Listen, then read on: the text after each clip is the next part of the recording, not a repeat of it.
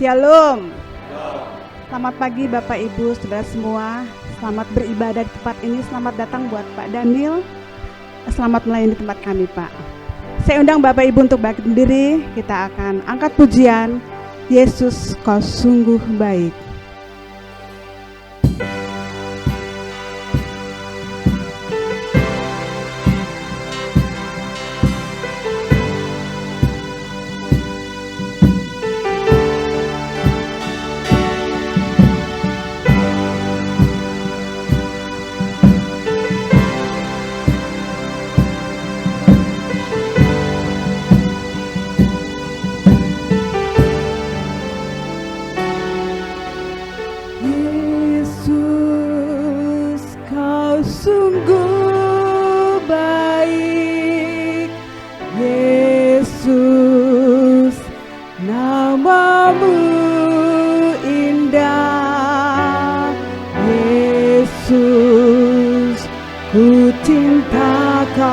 Selalu ku tinggikan, ku agungkan selamanya.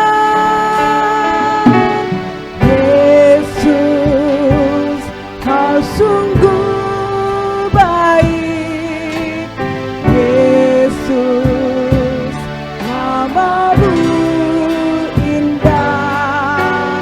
Yesus, ku cinta Kau selalu, ku tinggikan, ku agungkan selamanya. Ku mau memuji-Mu, ku selalu puji-Mu.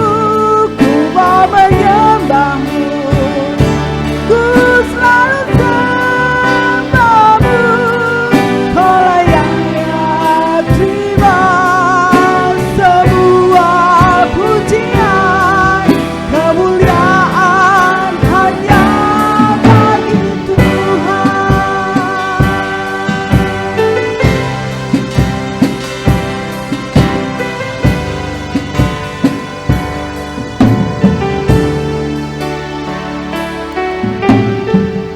Yesus, Kau sungguh baik. Yesus, nama-Mu indah. Yesus, ku cinta Kau selalu, ku tinggikan, ku agungkan selamanya. Ku mau memuji-Mu, ku selalu puji-Mu. Ku mau menyembah-Mu, ku selalu sembah-Mu. Kau yang layak terima semua pujian, kemuliaan hanya bagi Tuhan. Kau memuji-Mu, ku selalu puji-Mu. Kau menyembah-Mu, ku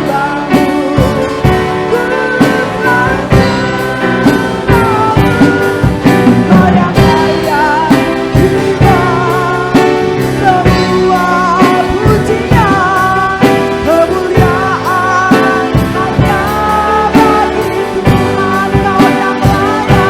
Tuhan. Kau yang layak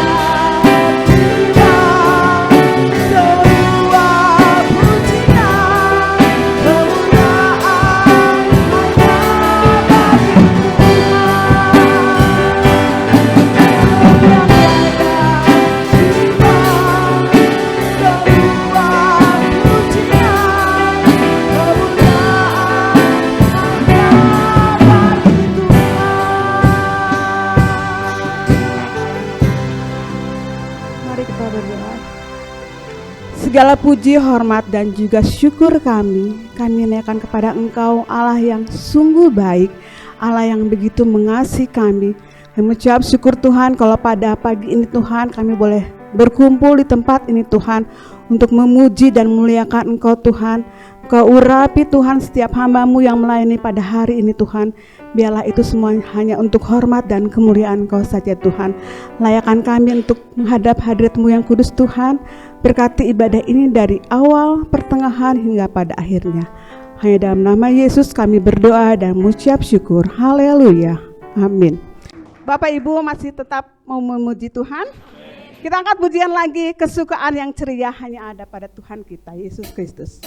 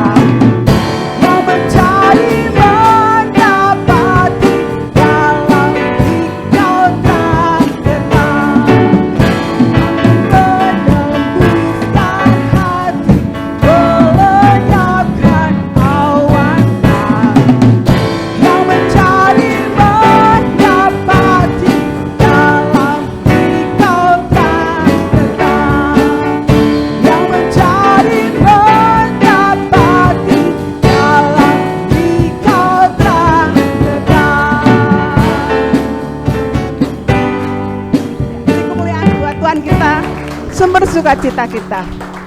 Ya, kita akan siapkan hati kita untuk firman Tuhan. Kita angkat pujian Semusim Berlalu.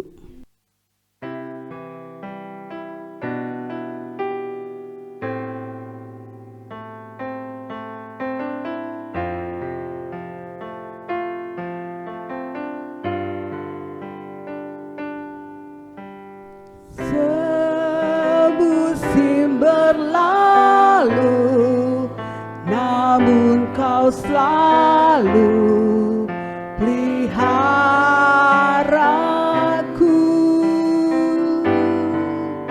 Kasih dan setiamu tak pernah layu di hidupku.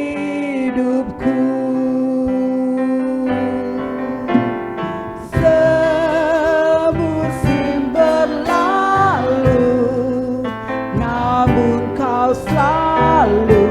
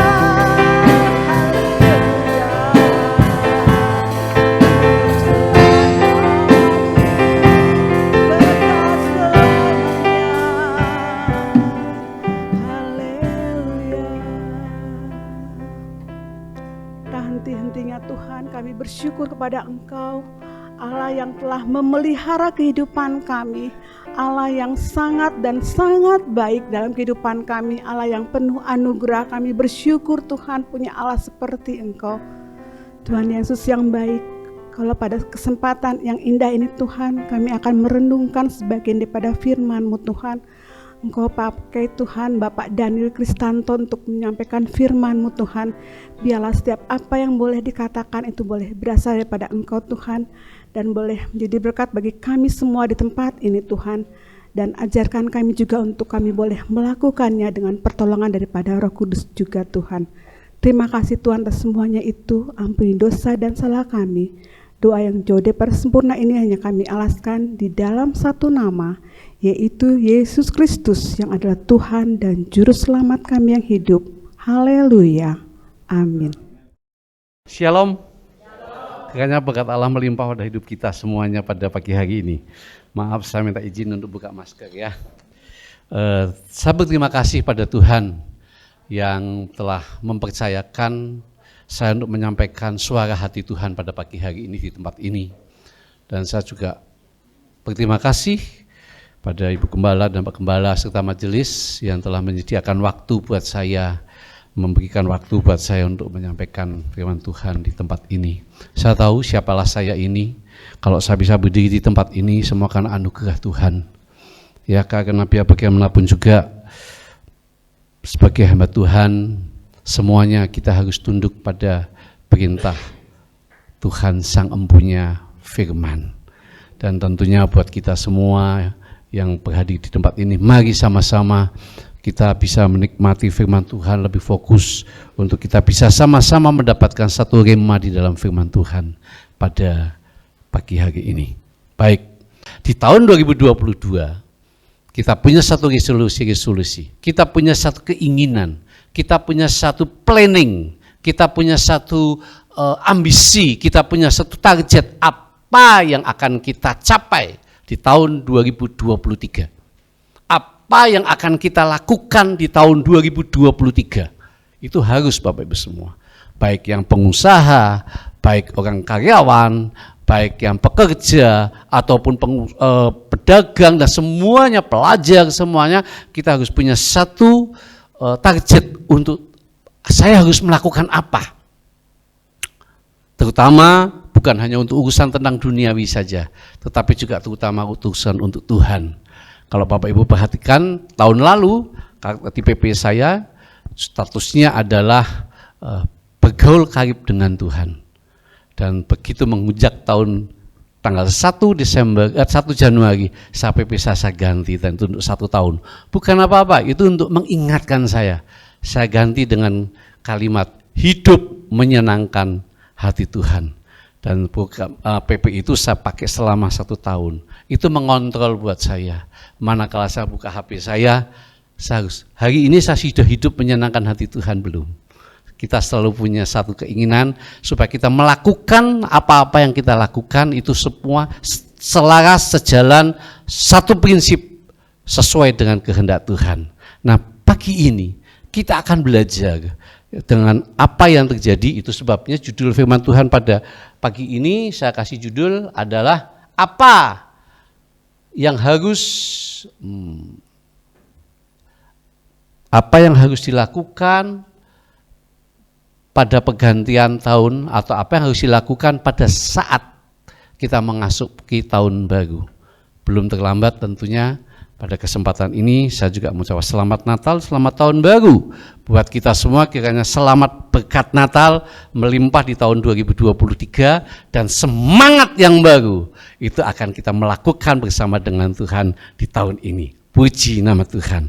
Kita akan belajar Bapak Ibu sekalian menurut kita Alkitab. Apa sih yang dilakukan pada pergantian tahun menurut firman Tuhan?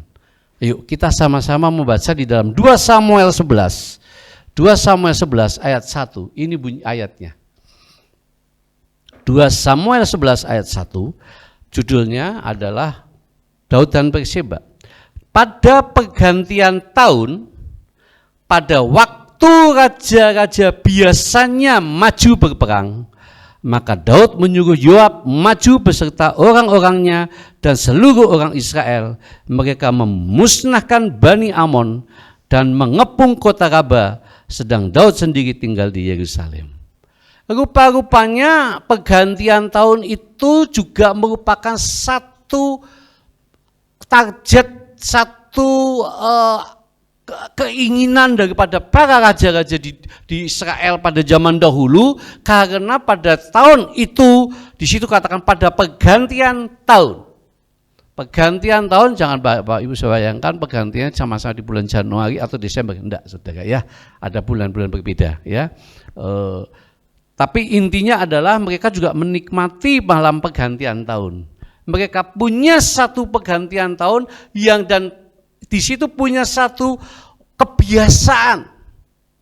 Pada waktu raja-raja biasanya maju berperang. Jadi kalau kita melihat ini apa yang dilakukan oleh raja-raja pada pergantian tahun, ya dia yang dilakukan oleh raja-raja itu pertama adalah berperang. Jadi di akhir tahun mereka punya satu daftar negara mana nih atau area mana yang dia harus perangi, yang dia harus tundukkan, bangsa mana atau suku bangsa mana yang harus ditundukkan. Dia punya satu itu dan dilakukan peperangan, dia mulai maju berperang pada pergantian tahun atau pada awal tahun. Kalau Bapak Ibu semua baca, ini bukan hanya kejadian di sini saja. Raja-raja juga dimunculkan, bagaimana beberapa raja-raja Yosafat sebagai dia juga pada pergantian tahun. Sebutkan juga pada waktu raja-raja biasanya maju berperang. Jadi pada saat pergantian tahun atau awal tahun masuk dan tahun yang baru, itu sudah hal yang biasa kalau di dalam firman Tuhan, di dalam raja-raja ini, mereka bangsa raja-raja ini maju untuk berperang. Dan itu adalah hal yang sudah lazim, biasa. Apa Bapak-Bapak Ibu semua, kita semua yang kita lakukan pada saat kita pergantian tahun? Sekarang di tahun 2023, apa yang kita lakukan? Itu merupakan satu perenungan buat kita. Ya, kita akan belajar dari sini kebiasaan raja-raja ini. Yang pertama adalah berperang. Dan di situ katakan pada pergantian pada waktu raja-raja biasanya maju berperang. Artinya ini ya sudah pasti, biasanya, kalimat biasanya berarti sudah lazim, sudah merupakan kebiasaan bahwa dia pasti berperang. Dan yang menarik adalah mereka berperang pada musim semi. Kalau saudara baca lihat di terjemahan King James Version, itu pada musim spring, musim semi. Justru mereka berperang itu pada musim semi, sekalian. Di mana saya membaca sejarahnya, kenapa kok pada musim semi? Ya, karena ya memang kalau musim terjadi musim salju, ya tentunya pada saat musim winter sebagainya, musim salju tentunya akan berperang, akan kedinginan. Maka itu sebabnya mereka mengambil waktu pada pergantian tahun dan itu terjadi pada musim semi. Dia berperang. Apa yang menjadikan buat kita, resolusi buat kita di saat tahun baru ini, tentunya kita ingin mengikuti perang. Raja kebiasaan raja-raja itu berperang, berperang, dan berperang. Jangan pernah kita bermimpi untuk kita hidup tidak berperang. Di tahun 2023 banyak pengamat yang mengatakan, wah tahun yang lebih susah. Namun juga tidak sedikit hamba-hamba Tuhan juga kata, walaupun susah, tapi Tuhan beserta kita. Amin, saudara. Namun pagi ini saya katakan benar Tuhan beserta kita. Benar tahun-tahun 2023 berat. Dan kita juga harus, walaupun Tuhan beserta kita, kita tetap harus berperang. Selama kita masih hidup. Nanti saya saksikan bagaimana tahun 2022 saya berperang. Ya, kita akan lihat sama-sama. Dan yang menarik buat kita, pada saat ini kita harus berperang. Rupa-rupanya kalimat spring ini berbicara tentang kekayaan banyak berkat. Baik yang punya berkat atau yang punya berkat, baik yang hidup susah atau yang hidup senang, baik yang hidupnya sedih ataupun yang bahagia, baik yang hidupnya dalam posisi terjepit, terhimpit dengan berbagai masalah, atau yang berada di puncak gunung sukacita, semua tetap tetap yang namanya kita hidup di tahun 2023 ini, kita harus berperang. Itu sebabnya dalam posisi yang nyaman, yang harusnya enak, raja-raja Israel, dia berperang pada saat musim semi. Musim semi, musim yang paling dinanti-nanti oleh semua penduduk yang punya empat pergantian cuaca. Di Indonesia cuma 2. Ya. Pada suatu saat saya pergi ke Korea waktu itu pas bertepatan dengan musim semi, dia ngomong begini Pak kaitnya, kita sama-sama doakan supaya bunga sakura, namanya bukan sakura kalau di Korea ya, tapi sebetulnya itu bunga sakura, tapi dia tidak menyebutkan itu, sebutkan bunga apa gitu, sebutkan itu akan mekar, benar. Ya begitu kita turun itu satu jalan, waduh, itu semua pinggir jalan itu mekar semua pada senang semua.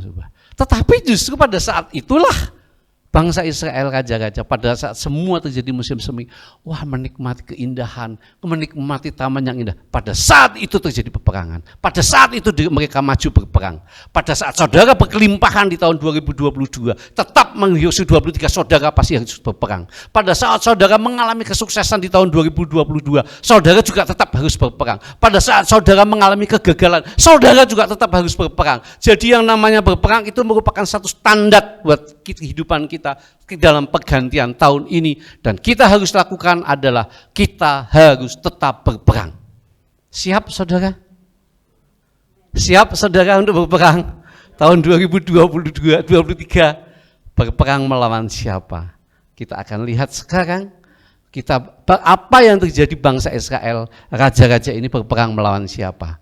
Bangsa Israel berperang melawan Bani Amon.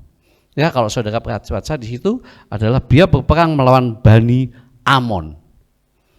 Kalau di dalam ayat ini tadi lebih dalam dikatakan pada waktu pergantian tahun, pada waktu raja-raja biasanya maju berperang, maka Daud menyuruh Yoab maju beserta orang-orangnya dan seluruh orang Israel. Mereka memusnahkan Bani Amon dan mengepung kota Rabah. Jadi yang dimusnahkan pada saat itu adalah Bani Amon. Saudara, siapa Bani Amon itu? Kita ingin menelisik lebih dalam. Siapa Bani Amon itu? Kalau Bani Amon, kalau saudara melihat di dalam Kejadian 19, ya ayat 36, 37 dan 38, maka jelas di situ dikatakan bahwa Bani Amon itu adalah asal mulanya dari Lot. Pada saat peristiwa Sodom dan Gomora, maka Lot itu diungsikan oleh malaikat Tuhan beserta dengan 4 sebetulnya, anaknya 2 dan istrinya, tapi istrinya menjadi tiang garam, maka hanya tinggal 2, anaknya dua-duanya wanita semua.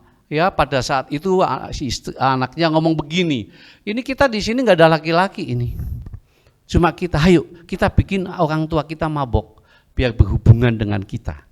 Dan mereka melakukan. Yang pertama terjadilah sampai hamil. Akhirnya dia ngomong, sudah saya dengar udah berhubungan dengan ayah saya, sekarang giliran kamu. Dan yang pertama menghasilkan anak keturunan Bani Moab, dan yang kedua adalah menghasilkan namanya Bani Amon. Ben Ami, dialah bapak Bani Amon. Jadi rupa-rupanya bangsa Israel atau raja-raja Israel yang di 2 Samuel 11 ini, bangsa Israel berperang dengan Bani Amon. Bani Amon adalah berbicara tentang keturunan darah dagingnya sendiri. Karena bangsa itu terjadi karena hubungan ayah dan anak. Jadi bangsa itu tercipta sebetulnya ada darah dagingnya sendiri. Apa arti rohani buat kita? Tahun 2023 kita mulai berperang. Dan yang kita perangi bukan musuh-musuh di dunia ini secara fisik, tapi musuh kita adalah daging kita sendiri. Kedagingan kita sendiri, kita harus lawan. Kedagingan kita sendiri, kita harus hancurkan. Kedagingan kita sendiri, kita harus patahkan. Ingat, kedatangan Tuhan hampir tiba, di mana kekudusan itu mutlak buat kita semua yang ingin dipanggil oleh Tuhan masuk dalam kerajaan surga. Kekudusan, kekudusan, kekudusan, dan kekudusan. Untuk itu kita harus berperang. berperang dengan kedagingan kita sendiri. Tidak mudah Bapak Ibu sekalian. Tidak mudah. Tapi kalau kita lakukan itu semua, Tuhan pasti akan menolong kita. Roma 8 ayat 13, sebab jika kamu hidup menurut daging, kamu akan mati. Tetapi jika oleh roh kamu mematikan perbuatan-perbuatan tubuhmu, kamu akan hidup. Ini peperangan buat kita Bapak Ibu. Tahun 2023. Di tengah saudara menikmati berkat-berkat jasmani, di tengah saudara menikmati pergumulan-pergumulan jasmani saudara, tetapi saudara tetap harus lalu berperang melawan kedagingan kita sendiri, melawan ego kita sendiri, melawan kehendak kita sendiri. Saya selalu katakan dengan tegas bahwa kita harus hidup kudus di hadapan Tuhan. Saya tahu jemaat di tempat ini selalu berusaha untuk hidup kudus dengan Tuhan. Puji Tuhan. Tetapi tidak henti-hentinya saya sebagai hamba Tuhan, kita perlu mengingatkan. Karena sekarang kalau kita mau melihat dunia semakin hari semakin gak karuan. Ya, semakin hari semakin gak karuan. Saya pernah melihat satu acara di televisi, TV kabel, dan itu berbicara tentang perkawinan dalam percobaan. Coba. Jadi si A perempuan dan si B laki-laki dijodohkan oleh biru. Setelah itu dikawin, sudah kawin dulu aja. Langsung dikawin pada. Jadi pertemuan pertama kali orang masuk ke altar itu juga baru pertama kali ketemu dengan pasangannya. Setelah itu dibiarkan berbulan madu. Nah setelah itu kalau nggak cocok ya sudah selesai. Sudah demikian boboknya. Orang sudah tidak menghargai itu terjadi di luar negeri, ya, dan saya yakin itu tidak akan terjadi di Indonesia. Tetapi acara itu banyak yang nonton, Bapak sekalian, banyak yang nonton, ya, banyak yang nonton, membuktikan bahwa sekarang ini kadar orang menghargai akan nilai-nilai kekudusan itu sudah mulai menurun. Sekarang ini kekudusan mulai dianggapnya seperti barang yang kuno kamu kalau kamu tidak melakukan hubungan. Ya, coba zaman dulu saya waktu kecil, ya, kalau ada orang maaf bicara yang berhubungan sebelum menikah itu hal yang tabu. Tapi sekarang begitu vulgarnya dinyatakan begitu luar biasa. Bahkan diceritakan dengan bangganya. Ya, saya melakukan, kan luar biasa saudara. Itu bentuk kadar kekudusan mulai berkurang. Mari di tahun 2023 ini kita lawan, kita berperang kedagingan kita. Ego kita lawan itu, biarkan kita hidup kita menjadi kudus dan kudus di hadapan Tuhan, sehingga manakala Tuhan panggil kita berlayak karena kita memakai pakaian putih untuk masuk dalam kerajaan surgawi. Kekudusan itu penting dan itu harus kita berperang di tahun 2023. Sekarang semakin menggila, semakin memuncak kejahatan, ya, kedurjanaan, kenajisan semakin berpuncak. Tetapi percayalah, karena firman Tuhan katakan pada saat itu makin memuncak, maka kekudusan pun juga akan semakin memuncak. Ya. Kesucian pun akan semakin memuncak. Nah, kita masuk bagian yang mana? Saya percaya jemaat di tempat ini akan mengambil bagian berperang untuk menikmati kekudusan dan kesucian itu. Saudara yang Tuhan kasihi, berperang bukan hanya mengalami kedagingan saja, tetapi juga saudara mengalami ini, saudara. Ya, ketakutan. Pada saat Taman Getsemani di dalam Lukas 22 ayat 44, Tuhan mengalami ketakutan. Saya nggak tahu saudara pernah alami atau tidak, tapi saya pernah alami Bapak Ibu sekalian. Saya pernah alami ketakutan yang sangat luar biasa sekali.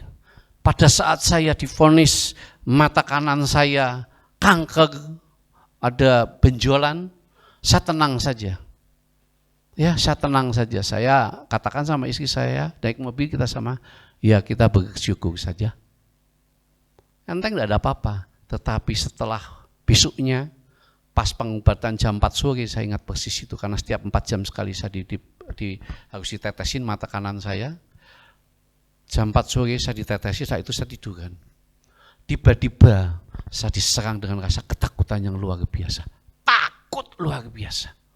Pada saat saya divonis di dokter dikatakan, Bapak, kami memprediksi mata kanan Bapak ada kanker. Kita akan lihat selama pengobatan kanker itu ganas atau tidak. Kami tenang, istri saya tidak nangis, saya pun tidak nangis. Tapi begitu setelah lewat 1 hari kemudian, pada saat musim pada saat sedang diobatin, saya tiba-tiba mengalami ketakutan yang sangat banyak. Saya bisa mengerti bagaimana Yesus di Taman Getsemani, dia ketakutan luar biasa untuk meminum cawan dosa kita semua. Saya nggak sampai seperti itu saudara, tapi ketakutan itu terus menggerogoti saya sampai hampir nyaris tidak kuat. Ya, ketakutan itu tiba-tiba ada pada saya. Saudara mungkin ibu-ibu sedang masak atau sedang beberes di rumah, tiba-tiba ada satu rasa ketakutan itu. Mungkin ada seperti itu. Bapak-bapak mungkin sedang di kantor ataupun tiba-tiba merasakan ketakutan itu. Ya, saya alami. Pada saat itu, tapi beruntunglah Tuhan kita, Tuhan yang dahsyat. Pada saat itu Tuhan gerakkan saya untuk memuji Tuhan, untuk bersyukur, untuk tidak mengeluh tetapi kita memuji Tuhan. Dan hari itu saya merasakan pujian, urapan Tuhan ada di rumah saya bersama-sama dengan keluarga kami semuanya. Sehingga pada saat hasil pemeriksaan pun, mata kanan saya dinyatakan yang benjolannya hilang. Hanya melalui pujian. Saudara, jadi peperangan kita itu terkadang iblis mengintimidasi kita dengan penyakit. Terkadang iblis mengintimidasi kita dengan ketakutan. Kamu sakit apa? Saya enggak tahu. Satu saat saya juga alami juga pas anak saya sakit COVID. Ini 2 tahun lalu ya. 2 tahun lalu anak saya sekarang COVID. Saya mendampingi dia di samping tempat tidurnya. Jadi beda kamar kita. Saya katakan, Wan kalau ada apa-apa sebagai teriak. Papi ada di samping ya, kamarnya bersebelahan. Gitu. Dianya nggak apa-apa, Bapak sekalian. Itu jam 6 sore, saya ditimpa dengan rasa ketakutan yang luar biasa. Waduh, saya sampai nggak tahan, sampai sesek dada saya. Sesek dada saya sampai nggak tahan, saya teriak, panggil istri saya sama anak saya di bawah. Jadi yang sakit santai-santai saja. Yang sakit COVID santai, saya yang diserang ketakutan luar biasa sampai jendela saya buka, gak bisa napas saya. Ya akhirnya saya teriak, panggil istri saya naik ke dalam, wah terus diborahi minyak angin dan sebagainya, tetap gak bisa. Doa saja kita doa. Saya ngomong, udah kita hanya doa memuji Tuhan saja. Dan ketakutan itu dengan kita memuji Tuhan, maka ketakutan itu hilang. Dan saya sampai hari ini masih terbayang. Manakala ketakutan itu ada, saya bisa mengerti. Kalau satu saat saya besuk ke beberapa teman, ya, dia kata saya ketakutan, nggak tahu ketakutan apa. Saya alami, Bapak. Ketakutan apa nggak tahu, Bapak sekalian. Tapi ketakutan itu ada, dan itu tahun 2023. Kalau saudara terjadi seperti itu, saudara harus berperang, lawan. Jangan sampai ketakutan itu menghisap hubungan saudara dengan Tuhan. Jangan sampai ketakutan itu membuat saudara drop secara mental saudara. Bangkit, berseru, menyanyi Tuhan, memuji Tuhan, berdoa. Pujian Tuhan. Saudara memuji setiap saat, maka ketakutan itu akan hilang. Itu untuk kita kalau berperang. Pada saat Yesus mengalami itu pun juga dia berdoa di hadapan di Taman Getsemani melawan peperangan ketakutan itu. Berikutnya, saudara, kita akan lihat sama-sama yang ketiga, apa yang harus kita lakukan supaya kita menang. Kita sudah tahu sekarang tahun 2023 kita bakal berperang. Berperang apa dengan apa? Dengan kedagingan kita, dengan roh ketakutan yang kadang-kadang menyerang kita. Bagaimana supaya kita bisa menang? Ini ceritanya Bapak Ibu sekalian. Mereka memusnahkan Bani Amon dan mengepung kota Raba. Ayatnya kan gitu. Pada pergantian tahun, pada waktu raja-raja biasanya maju berperang, maka Daud menyuruh Yoab maju beserta orang-orang dan seluruh orang Israel. Mereka memusnahkan Bani Amon dan mengepung kota Raba. Artinya dia sudah mendapat kemenangan. Jadi kalau saudara berperang, saudara ingin mendapat kemenangan, itu harus mutlak. Saudara harus menang, tidak boleh kalah. Anak Tuhan tidak boleh kalah. Ya. Bagaimana caranya? Apa yang harus dilakukan? Ya harus tetap berperang. Kalau saudara tidak berperang, itu saudara nggak pernah mendapat kemenangan. Mana saudara bisa katakan, saya menang. Oh saudara nggak pernah. Atau saya lulus ujian. Oh saudara nggak pernah ikut ujian. Ya kan? Saudara nggak pernah ikut ujian, saudara nggak pernah ikut ujian, mana mungkin saudara bisa katakan lulus ujian. Saudara nggak pernah berperang, mana mungkin saudara katakan, saya menang. Enggak saudara. Jadi untuk memperoleh kemenangan bagaimana caranya? Ya harus berperang. Mau tidak mau harus berperang. Aduh, rasanya kita nggak mau. Berperang itu harus, saudara. Sesuai dengan Alkitab tadi katakan. Dan percaya pada Tuhan yang memberi kemenangan. Ini ayatnya. Mazmur 144 ayat 10. Engkau yang memberikan kemenangan kepada raja-raja dan yang membebaskan Daud hambamu. Di ayat di seksi yang ketiga ini, saya mau saksikan tahun 2022. Bagaimana tahun 2022, saya bisa katakan tahun yang luar biasa buat saya. Peperangan yang saya alami tahun 2022 itu sangat luar biasa. Ya, sangat luar biasa. Setelah tadi saya katakan di bulan Juni mata kanan saya tahun 2022 divonis dengan kanker, dan puji Tuhan, Tuhan sudah sembuhkan dalam nama Yesus, semua karena anugerah Tuhan saja. Ya, dan tahun 2022 di bulan tahun lalu 2021 saya operasi mata saya. Tahun 2022 bulan Desember anak saya sakit. Yang pertama anak saya yang kedua yang tinggal di Jakarta, tanggal 5 Desember dia harus operasi mata. Karena dilihat retinanya mengalami penipisan kata dokter. Ya, karena minusnya tinggi jadi dia harus dioperasi matanya. Saya tersekat Bapak-Ibu sekalian. Aduh. Anak saya sakit harus dioperasi, saya nggak bisa ke sana. Ya, saya nggak bisa ke sana. Tanggal 14 Desember anak saya yang pertama harus melewati operasi. Pada saat operasi diputuskan adalah operasi empedu.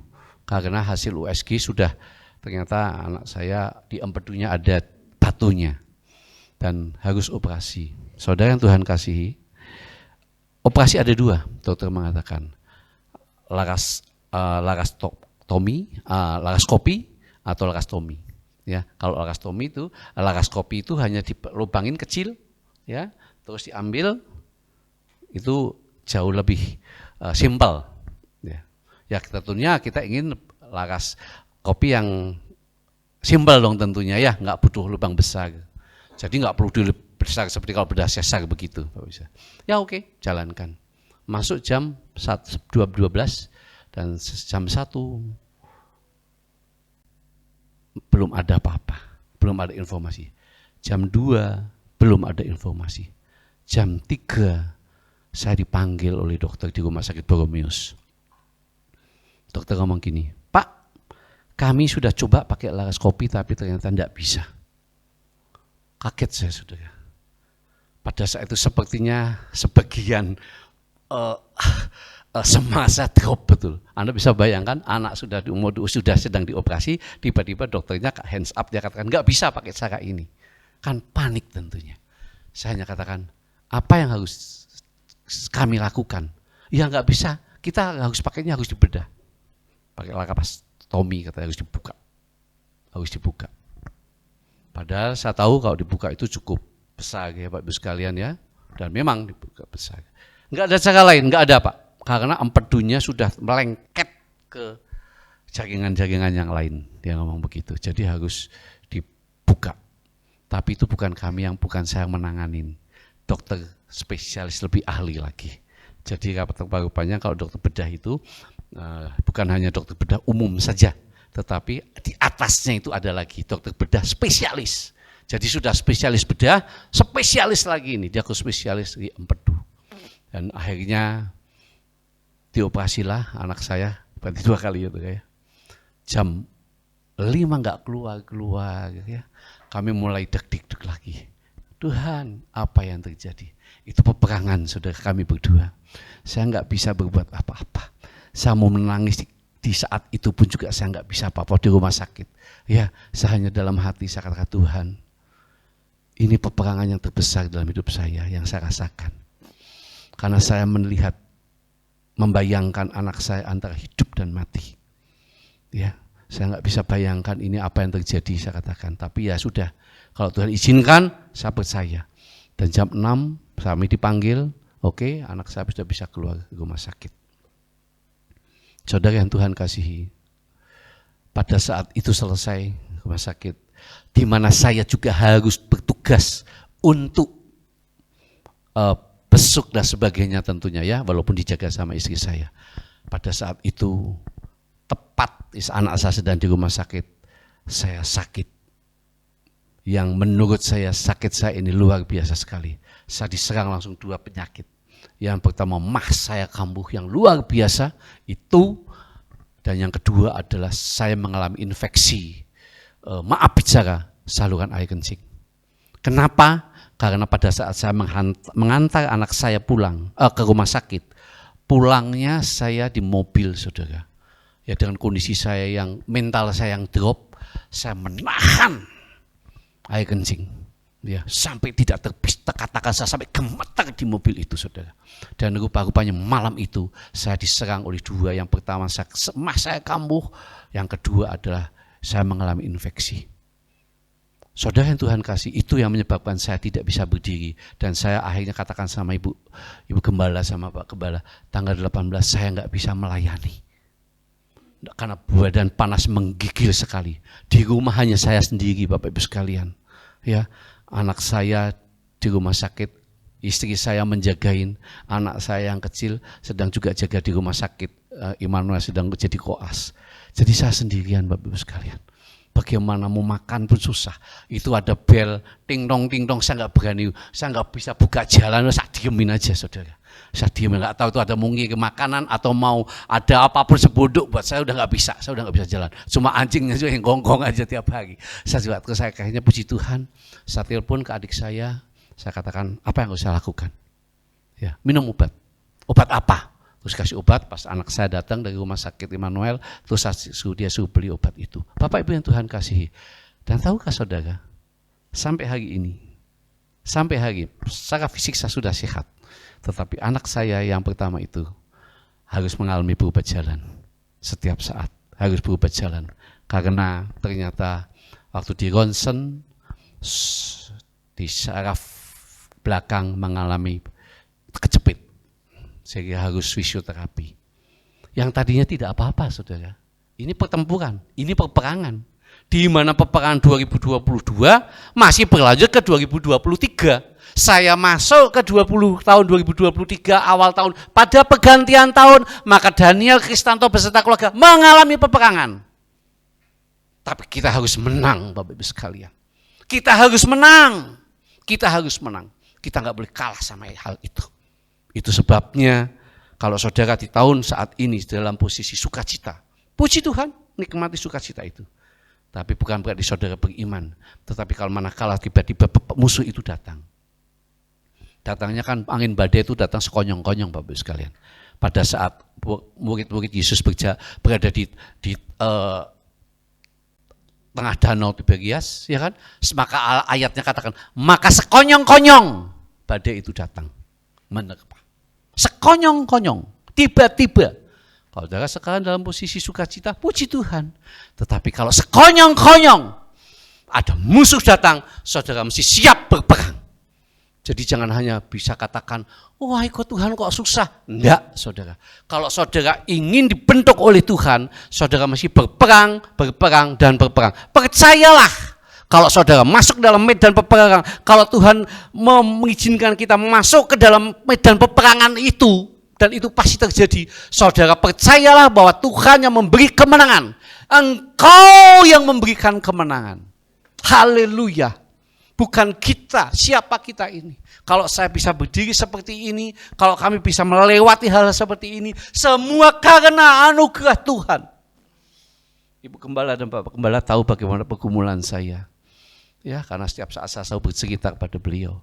Dan terima kasih Bapak Ibu Gembala yang sudah mendoakan anak saya pada saat pulang ke rumah. Ya, kami berterima kasih sekali. Kiranya Tuhan yang membalas kebaikan Bapak Ibu semua. Bapak Ibu yang Tuhan kasihi, kita terkadang nggak mau ya untuk berperang. Tapi tahun 2023 kita siap berperang. Siap berperang saudara sekalian? Amin. Puji nama Tuhan.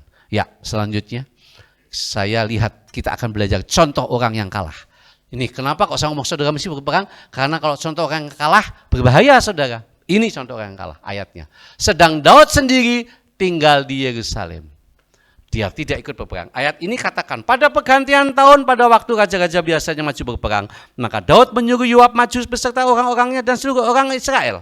Mereka memusnahkan Bani Amon dan mengepung kota Rabah, sedang Daud sendiri tinggal di Yerusalem. Kalau saudara baca ayat ini selanjutnya, disinilah awalnya terjadinya Daud perzinahan dengan Batseba. Di sini awalnya Daud jatuh dalam dosa. Saya yakin ibu-ibu semua, kalau kejatuhan Daud ini tidak dikehendaki terhadap suami-suaminya. Betul? Saudara? Jadi kalau saudara suami saudara sedang berperang menghadapi satu, dukung dalam doa. Dukung daripada dia tidak berperang, nanti terlena seperti Daud. Ya, terlena seperti Daud, dia jatuh dalam dosa. Ya, akhirnya Daud jatuh dalam perzinahan. Demikian juga Bapak Ibu semua, kalau sedang dalam pertempuran, jangan mengeluh, jangan rasanya hidup susah sekali, Tuhan kok begini, jangan komplain. Peperangan itu melatih kita semuanya. Memang pada saat itu kita memang akan mengalami peperangan, itu gak gampang, tetapi percayalah Tuhan pasti memberikan kemenangan buat kita. Jika Tuhan di pihak kita, siapa lawan kita? Tidak ada, saudara. Jadi kalau saudara mau dihadapi dengan kenyamanan seperti Daud, dia nyaman, berhati-hati. Hati-hati. Ikut Tuhan tidak mudah. Tapi kalau kita ikut Tuhan, terus jalannya Tuhan, maka hidup kita akan menjadi dipermudah. Amin, saudara. Pengertian dipermudah itu ada masalah susah, tapi dipermudah. Enggak mudah memang ikut Tuhan. Tetapi manakala kita berpegang pada Tuhan, kalau orang Jawa bilang gemblok tuh, pegang Tuhan sekuat-kuatnya, maka hidup kita akan dipermudah, saudara. Jadi mari kita berperang. Jangan sampai kita seperti Daud yang akhirnya kita berhenti, bahkan kita berhenti berperang dan menyendiri, maka kita akan jatuh dalam dosa. Pasti, karena Daud ini raja besar. Bagaimana kita tahu? Saya yakin kekuatan iman Daud lebih hebat. Ya. Tapi itu pun jatuh dalam dosa, manakala dia menyendiri. Manakala dia santai, tidak mau berperang. Maka iblis, firman Tuhan katakan iblis bersiap-siap menanti kesempatan yang baik buat menyerang kita. Pada saat kapan? Pada saat kita lengah. Pada saat lengah kalah, pada saat kita tidak berperang, maka iblis akan masuk. Apa iblisnya? Banyak sekali kedagingan-kedagingan yang kita punyai. Roh percabulan, roh emosional, ya roh ketakutan, penyakit itu bisa menyerang kita senantiasa, setiap saat. Itu sebabnya saya harapkan mari sama-sama kita tidak boleh berhenti dalam berperang. Kita harus berperang bersama dengan Tuhan. Sehingga kesimpulan kita buat pagi ini. Yang pertama, kunci kemenangan kita di tahun yang baru, yaitu percaya pada Tuhan dan tetap berperang melawan iblis, melawan kedagingan kita dan melawan ketakutan kita. Kita harus tetap berperang. Perhatikan baik-baik, kita harus tetap berperang untuk melawan iblis, melawan kedagingan kita, dan melawan ketakutan kita. Itu sebabnya nanti kita akan menyanyikan lagu Yesus yang memberi kemenangan. Ya kan? Yesus memegangku dengan tangan kananku. Ayat penghabisan, saudara. Ini ayatnya. Yesaya 3 ayat 17. Yesefanya 3 ayat 17. Tuhan Allahmu ada di antaramu sebagai pahlawan yang memberi kemenangan. Jadi Yesus Tuhan kita, dia berada di tengah kita, dia sebagai pahlawan, saudara. Pahlawan kita semuanya, pahlawan saya dan kita semuanya akan memberi kemenangan. Memberi kemenangan, jadi kita harus yakin itu. Ia bergirang karena engkau dengan sukacita, ia membaharui engkau dalam kasihnya, ia bersorak-sorai karena engkau dengan sorak-sorai. Amin, saudara. Siap berperang buat Tuhan? Mari puji Tuhan dan percayalah Tuhan akan memberi kemenangan buat kita semuanya. Bapa di dalam surga, terima kasih. Apa yang kami pujikan itulah iman kami kepada Tuhan. Bahwa Yesus akan memberikan kami kemenangan demi kemenangan di dalam perjalanan kehidupan ini. Apapun yang terjadi Tuhan, kami tahu Engkau ada bersama dengan kami. Dan kalau Engkau ada bersama dengan kami, siapakah lawan kami? Kami yakin Tuhan, di dalam keterbatasan kami sungguh mempercayakan hidup ini kepada Tuhan. Bapak, terima kasih kalau pada hari ini kami bisa beribadah, kami sudah memuji, mengagungkan Tuhan. Kami juga sudah mendengarkan firman Tuhan yang memberikan kami kekuatan dan pengertian di dalam kehidupan kami. Hidup kami sebagai anak-anak Tuhan adalah hidup berperang di dalam kehidupan ini, melawan kedagingan kami, melawan segala apa yang ada di dalam diri kami, ketakutan kami, kekhawatiran kami, kekecewaan kami. Bahkan juga Tuhan, segala hal pengaruh-pengaruh dunia ini yang harus kami lawan di dalam kehidupan ini. Mari Tuhan, melalui kebenaran firman Tuhan, kami diingatkan kembali Tuhan, bahwa kami punya Tuhan yang ada bersama dengan kami. Tuhan, terima kasih. Biarlah Tuhan, apa yang sudah disampaikan oleh hamba-Mu, kebenaran firman Tuhan itu Tuhan, boleh menjadi rema di dalam kehidupan kami. Tuhan yang mengerti dan peduli kepada hamba-Mu dalam segala masalah pergumulan di dalam peperangan kehidupan bersama dengan keluarga. Biarlah Tuhan yang akan menolong, memberikan pemulihan sempurna kepada anaknya Ivana di dalam nama Tuhan Yesus. Tuhan memberikan kesembuhan. Segala apapun yang sedang dijalani melalui fisioterapi dan lain-lain, semua hanya sebagai alat saja. Tetapi kesembuhan datang daripada Tuhan. Kami percayakan semua di dalam tangan Tuhan. Kuatkan hamba-Mu Padania Kristanto bersama dengan istri dan anak-anak mereka, menantu mereka. Biarlah kasih dan kemurahan Tuhan selalu ada di dalam kehidupan mereka sekeluarga. Dan hamba-Mu dipakai di mana-mana tempat menjadi saluran berkat Tuhan dan nama Tuhan dipermuliakan. Terima kasih Tuhan. Kami juga berdoa saat ini kalau ada di antara kami yang hadir maupun yang ada di rumah, ada dalam keadaan sakit, Tuhan juga memberikan kesembuhan. Kalau dalam masalah pergumulan kehidupan kami, dalam peperangan hidup kami mau bawa kepada Tuhan. Kami merendahkan diri di hadapan Tuhan dan sungguh percaya bahwa pertolongan itu datang daripada Tuhan. Makasih Tuhan. Biarlah Engkau juga memberkati setiap kami semua yang sudah melayani, hamba-hamba-Mu semua Tuhan. Biarlah pakai pelayanan mereka semakin indah di hadapan Tuhan dan nama Tuhan dipermuliakan. Tuhan, Kau memberkati pribadi demi pribadi, keluarga demi keluarga. Biarlah Tuhan yang akan memberkati dalam segala usaha, segala pekerjaan, diberkati dengan berkat yang berlimpah. Anak-anak kami, cucu-cucu kami di dalam sekolah, di dalam pendidikan, Tuhan juga yang akan memberkati. Terima kasih Tuhan supaya mereka boleh berhasil. Lebih daripada itu kerinduan kami. Biarlah Tuhan generasi penerus anak-anak kami, cucu-cucu kami semua, mereka boleh bertumbuh di dalam anugerah dan kasih yang daripada Tuhan. Bapa, kami juga saat ini berdoa Tuhan buat pemerintah kami di pusat maupun daerah, berkati mereka Tuhan, pakai mereka supaya mereka juga Tuhan diberikan hikmat-Mu dalam menangani segala hal yang akan terjadi dalam tahun 2023 ini. Biar nama Tuhan boleh dipermuliakan Tuhan dan kami boleh melihat karya Allah Tuhan boleh bekerja di bangsa dan negara kami. Dan kerinduan kami banyak jiwa boleh dimenangkan guna hormat, kemuliaan dan kebesaran nama Tuhan.